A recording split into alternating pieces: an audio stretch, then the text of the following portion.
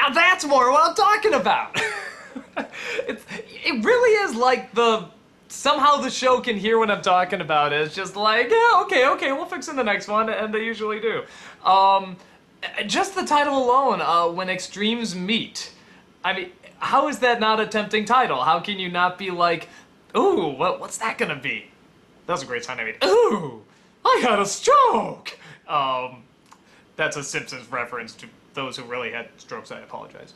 But, okay, so this is... Now it feels like this is getting good, and this is getting, ooh, what's going... Ooh! What's going on here? This is one that's much more focused on Tarlok and sort of his plan, and you're going much more into the issue between the Benders and the Equalists and just the people in between. And this gets into some very interesting territory where, once again, sort of like what they're doing with X-Men and a lot of these other shows that sort of talk about prejudice and talk about, well, is that you know that these stereotypes come from somewhere, but it's nevertheless a stereotype. But at the same time, there are people who use those stereotypes to their advantage, and they use it as a weapon, and they do use it to abuse. And so because of that, people see some people abusing power, and they associate it as all. And that is an extreme. And extremes drive me insane most of the time. Sometimes we need extremes. I mean, there's no doubt about that. But for the most part, it is just... It's so one-sided and not open and not compromising. And so rarely does that work. Like this show and Avatar try to teach, you need that balance.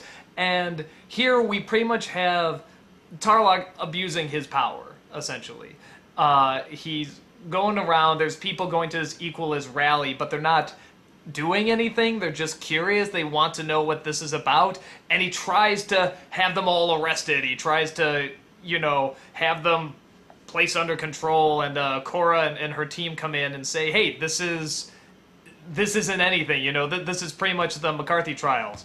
Are you part of the Communist Party? Have you talked to anyone in the Communist Party? It's playing into that paranoia, and they're using their power and their fear to control. And Korra is saying, no, this isn't cool. I mean, yeah, we obviously don't agree with what they're talking about, but they still have a right to do this. And she tries to fight for them. See, this is good stuff. I mean, this is interesting stuff. And then we see more and more just how far gone Tarlok kind of is. But you know where he's coming from, too. It's not entirely unrelatable. God, and the scene where they have the final conversation. Great location! Thank you, God! Just a different room! And it's a great looking room. He's got this waterfall behind him with these cool designs. And then I'm saying like, oh, I hope they have a fight sequence. But even if they don't, it's just a great looking room. And boom, they have a fight sequence in there. And it's, yes! That's what I'm looking for. It doesn't have to be up, whatever, 12 countries over, 5 nations over, whatever it is. I mean, it's like, shut up, air conditioning. You just need to have something look different, and they've been playing with the angles, but it's still the same room, and here we got a different room, and it's a cool location, and then they bring the fighting into, whatever, the council room where the meetings go on and stuff like that, and that was kind of neat. And they add another part of the story where somehow Tarlok knows bloodbending without using the moon. Again, that's 2 new things that we have here that are really kind of gripping. You got, oh, shut up. I'm sorry. My air conditioning likes to go, I have no idea why. But you got this, the hell is my air conditioning made me lose my train of thought, son of a bitch. Oh my God.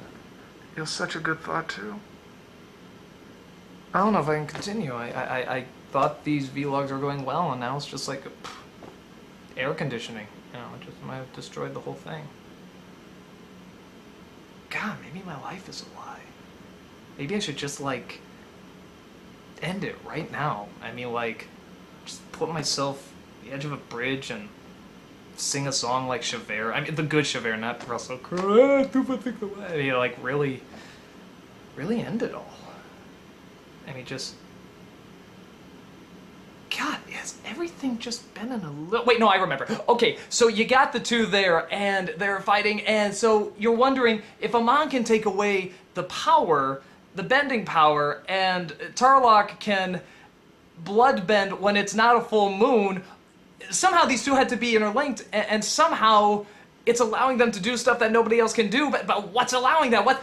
This is intrigue. This is what Lost was doing.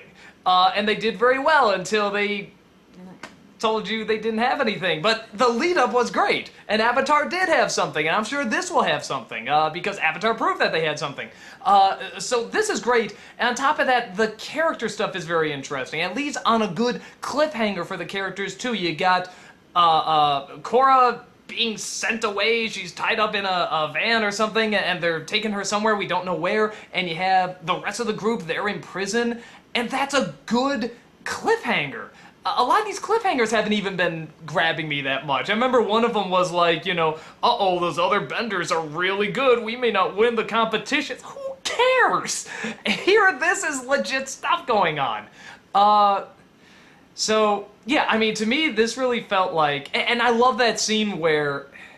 I love anything that shows Korra as a hothead, but sort of a justified hothead, like you get it. And when you see Tarlok abusing his power and then arresting the friends, you just see her pick up those two rocks, those two giant boulders, and you know she could just crush him like the coyote. And nevertheless, the friends are like, no, no, no, you should back down, back down. She puts him down. It's like, I love moments like that. I just love, it's like, no, no, this person could crush you, but they didn't. They have that ethical side. So, I like that. She was more interesting in this, and the other character is kind of more interesting, and yeah, you got that scene where, what's her name, the daughter looks in the rear view and sees Korra and Mako, like, wink at each other, and she's like, like that, and it's just like, ugh. But, nevertheless, you still got this pretty solid episode, that's really diving more into what the characters are capable of, where they draw the line, how far they should go, and just the issues of prejudice and extremes, and I don't know. To me, it seemed like a really good episode saying, hey, we're going to start really sort of saying where the limits are, where they could be, where they shouldn't be, and it does it very well. And even that scene just out in... just outside with the other people going to the Equalist rally, whatever. Great lighting in that scene. I mean, all you had was the lighting from the cars, and a lot of they're backlit or they're overexposed. And it looked really good and really stylized. And the show is stylized, but it's one of the few times where you sort of find a location where and they can really have fun with the lighting on that one. You know, most of the lighting just stays very Dark Knight-ish. You know, it's like, oh, just sort of gray and orange, and which is cool for a bit, and it's like, oh, this is it, okay. But they play with the lighting there, and then again you have that wonderful fight scene near the end with that great waterfall and using the water bending there, and you see her using the techniques that she used, you know, with the spinny door thingies, and it's, I don't know, to me it's like, yes, here we go, keep it going, keep it going. I can't see how you cannot keep it going after having her tied up in the van and being sent somewhere by the bad guys. It's like, there's no way you cannot keep that going. So, now I'm excited again. Where the last episode, it's like, oh, come on. It's just the endings you give a little bit and that's it. It's like here, it's like this whole episode was like, whoa, hey, okay, this is interesting. And I like it when they're sort of going rogue, too, and they're sort of doing their own thing, and they were kind of like their own little A-team going on. So, yeah, this episode was great. I hope the rest are like this. I mean, because, God, we're getting pretty far now, aren't we? We're getting, like, almost close to the end. Let's keep them going. Keep the momentum going, guys. So, guys who have made this show already, but I will still nonetheless blame if you didn't listen to me somehow by traveling in time. So, yeah, really like this episode. Can't wait for the next one.